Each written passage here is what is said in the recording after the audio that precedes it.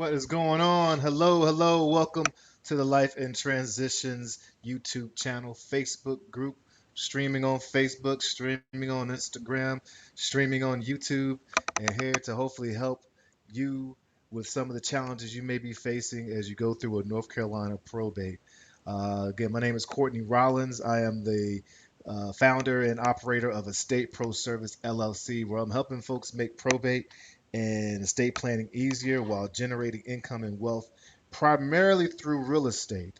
One of the biggest questions I get or challenges or things that I support people with is actually doing the inventory and the accounting part of a probate process. Let me just take two steps back and say one, I'm not an attorney, nor am I giving anyone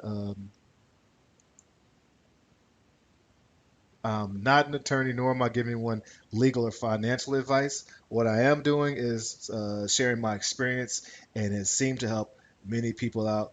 Love you go to Google, check out Estate Pro Service LLC, check out the reviews. One of the best things about this is the ability to be able to help folks through the probate and the estate planning process just by sharing my experience. And quite often, when there's property involved, I'm able to provide some type of solution or options to some of the challenges that come with the property, whether that's selling it quickly so that you can unlock the equity for state debt or inheritance, or even trying to hold on to it and stabilize it and keep it in the family through different legal instruments like trust and other things that are going to protect the wealth that has been established in your family. So let's take a look. We're going to look at 7 tips for actually doing and completing the form AOC 505, the inventory. All right. So let's see. Step one. Oh, this is so fancy right here. All right.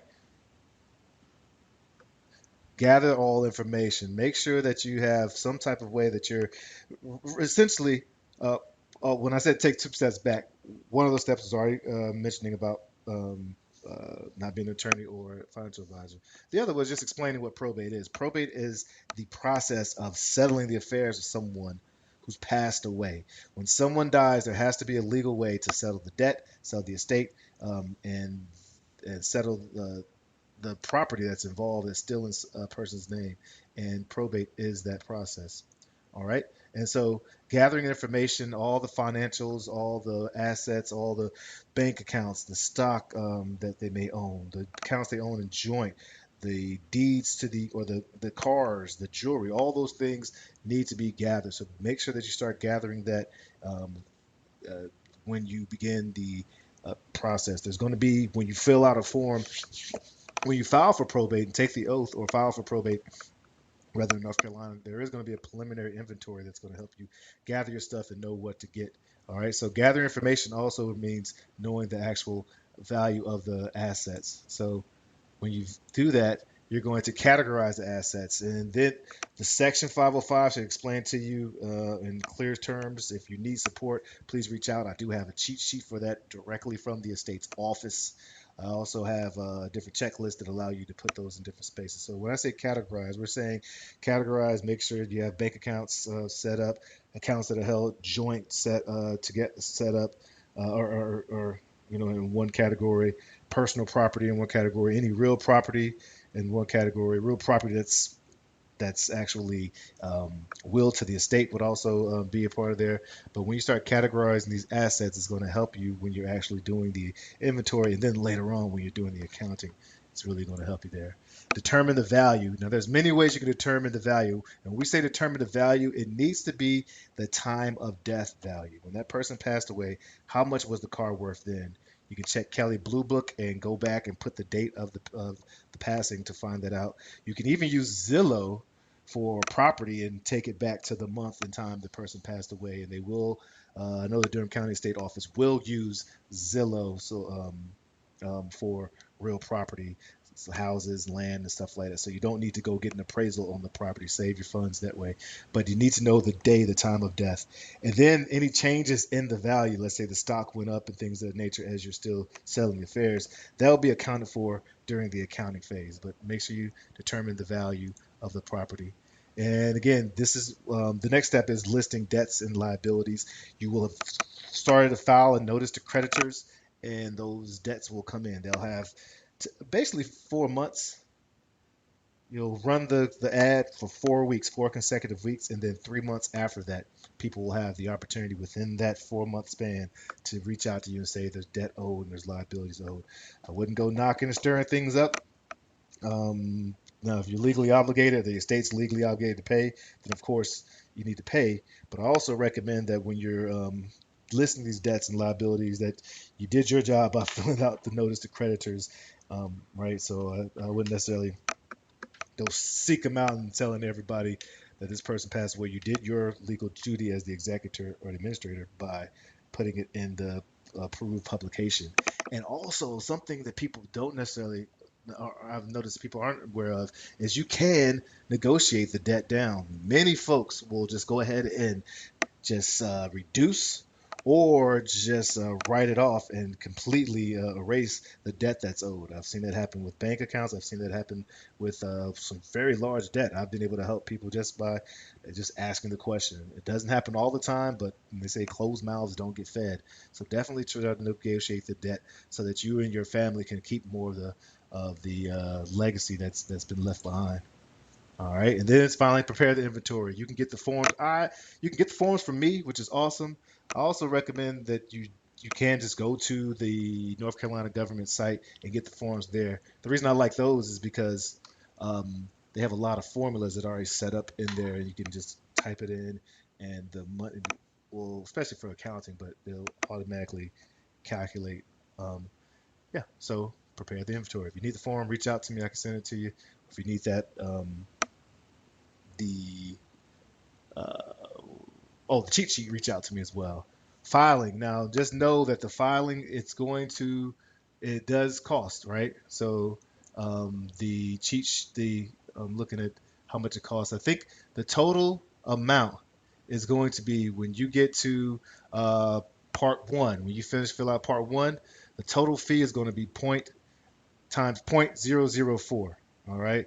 So 4 thousandths of a percent of the total amount, the total value of part one is what's going to be the charge. And it's going to be a minimum of $15. So this really applies to large estates that have more than $20,000 in assets to the person's name. So just be aware of that. So let's say 200,000. I taught second grade, so my math is 200. Alexa, what is $200,000 times 0.004? 200,000 US dollars times 0.004 is 800 US dollars. That can't be right. It said 800. That doesn't sound right, but that doesn't sound right. Alexa, what is $100,000 times 0.004? Keep it simple. 100,000 US dollars times 0.004 is 400 US Well, dollars. John Brown. Yeah. So $400 is going to be the minimum. Yeah, that's pretty expensive. That really doesn't sound right, but it may be. That may be. So if people have, that's where probate gets pretty expensive. The more assets that you have, or that someone's left behind, the more costly it is. And the challenging thing is that it doesn't even take into account the debt. So you may have $1 million in assets and owe 999,999, whatever. You're still going to be accounted for that 1 million. So definitely make sure while you're living that you actually do the things you need to do to make sure that you can avoid probate. And there's so many tools that you can use to avoid probate. Um, yeah, so reach out to me if you need support that way as well. All right, number seven, of course, keep your detailed records. Make sure you keep account of if you started paying people off or you started selling some of the assets. Make sure you have an account on how much you charge, how much you received. I highly recommend that when you do open the estate, that you go ahead, particularly usually in the bank, that if they had a bank account, go ahead and open an estate account and make sure you do all your work through there. Or you can work with a probate specialist like me and other people out there, so that if they're doing the work, or if even the attorney, better yet, is doing the work, it could be charged through one space. It's going to make the tax and the accounting phase so much easier. All right, so Reach out if you want that cheat sheet. Contact me, Courtney at estateproservice.com, or go to estateproservice.com / probate forms. You can get the forms there. I have tons of, I do a lot of content on the inventory and accounting because that seems to be a part that really trips people up, and I can provide some value.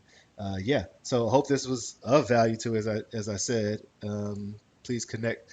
If you need support, making sure that you can avoid probate in the future, Trust and Wills is an awesome modern tool that helps you easily prepare a comprehensive and inexpensive estate plan that you and your family can really trust and know that you or have everything set up in the right place. So reach out to me because I would love to give you the discount that I have with my relationship with Trust and Wills. Go back and check out some of the old interviews with some of the members of their company. Awesome company. Um, oh yeah, if you're there's of course, if there's real estate involved, we definitely can support you. It doesn't have to just be us buying it. We try to figure out what the best solution is by taking a heart, head, hands-on approach. All right, so that's a lot right there. I'm going to stop right there. Feel free to reach out to me again, contact me. This is Courtney at Estate Pro Service. And as I always say, this is the Life in Transitions Experts channel, LITE. Let your light shine. Cheers.